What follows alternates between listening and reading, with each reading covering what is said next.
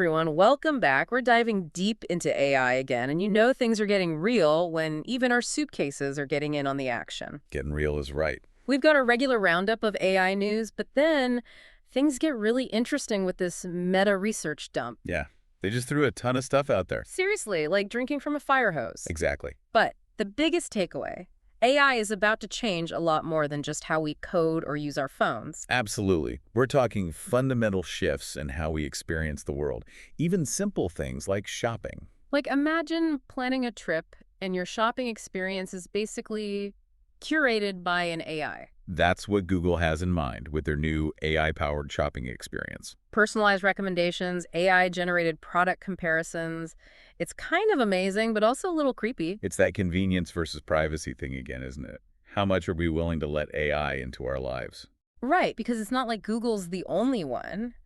Meta's pushing boundaries too. To be honest, even I was lost in the weeds with their latest research release.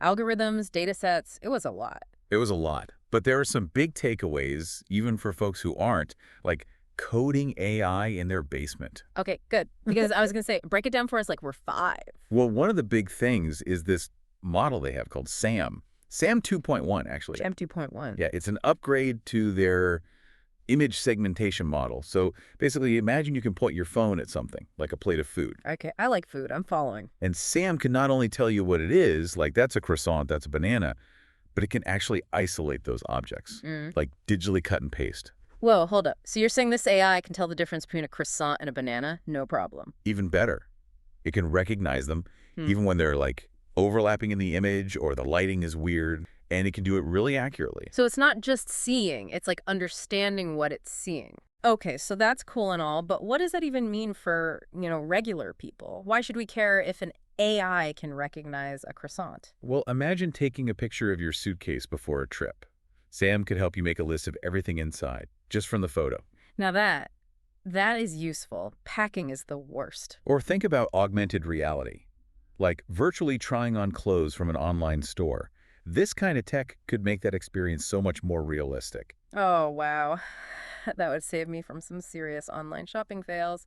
No more guessing about sizes. And that's just the tip of the iceberg. Wait till we tell you about how AI is learning to sound more human with Meta's new speech model. So this one's all about language. Like AI learning to actually talk to us. Kind of. It's about making AI sound more natural, more human. So instead of that, Robotic monotone. Exactly. Metaspirit LM blends text and speech processing in a way that hasn't really been done before. So no more, your call is very important to us, robots.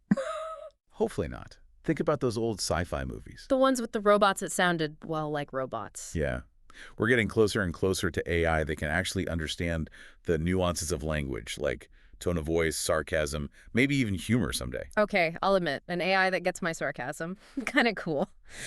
But all this stuff from Meta, it makes you wonder who actually has access to this technology. It feels very, like, Silicon Valley elite. That's a really good point, and it's something Meta's thinking about too. Oh. Yeah, they know that for AI to reach its full potential, it can't just be a plaything for tech giants. It needs to be more accessible. Right, democratize it a bit. Exactly. So one of their big focuses right now is on making AI training faster and cheaper. Faster and cheaper, what does that actually look like? Well, right now, training a powerful AI model can take weeks or even months, and it requires a ton of computing power. Think server farms that take up entire warehouses. Yeah, not exactly something you can just whip up in your garage. Right.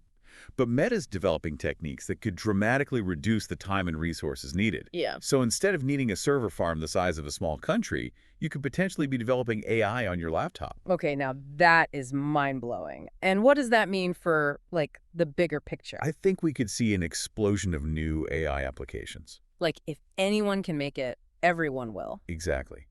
We could see smaller companies, researchers, even independent developers creating the next generation of AI-powered apps and services. Things we haven't even imagined yet. I'm picking up what you're putting down. Less barrier to entry, more innovation. But enough about the tech giants. What about the companies already doing creative stuff with AI?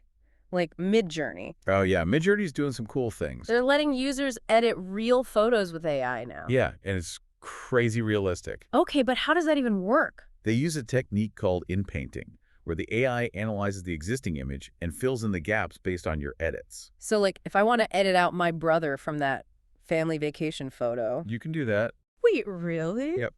Or you could add in a different background, maybe swap out your outfit. Hold on, now this is getting a little freaky. Like, is seeing even believing anymore? I mean, it's cool you can swap out your outfit in a photo, but at what point do we all need to get, like, digital detective skills just to know what's real anymore? Yeah, it's a slippery slope for sure. As AI image editing gets better, it's going to be harder and harder to tell what's real and what's, well, fabricated.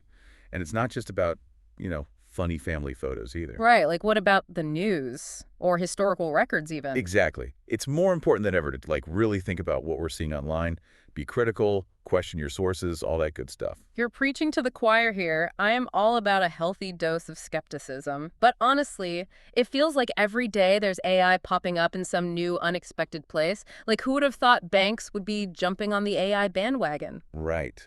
Deutsche Bank is partnering with a startup to figure out how AI can change how loans work. So AI is going to help us pick out a suitcase, plan our trip, A&D get us a loan for the whole thing. Hey, maybe. And it's not just Deutsche Bank. Banks all over are pouring money into AI. Personalized services, fraud detection, even predicting the stock market, you name it. AI really is everywhere, huh? It's exciting for sure, but I can't help but feel like it's a lot to keep up with. Totally. But I think that's kind of the fun of it. It's like we're watching a technological revolution unfold right in front of us. It's a little like the Wild West out there. Exciting and a little scary all at the same time. Totally. But that's why we do this show, right? To help everyone navigate this crazy world of AI. One suitcase, one loan, one digitally altered photo at a time. Well said. So to sum it all up for everyone listening, AI is everywhere. It's changing how we live, work, shop, everything really. It's a little wild, but it's the future, and we're all figuring it out together. Thanks for joining us for this deep dive. Stay curious out there, folks.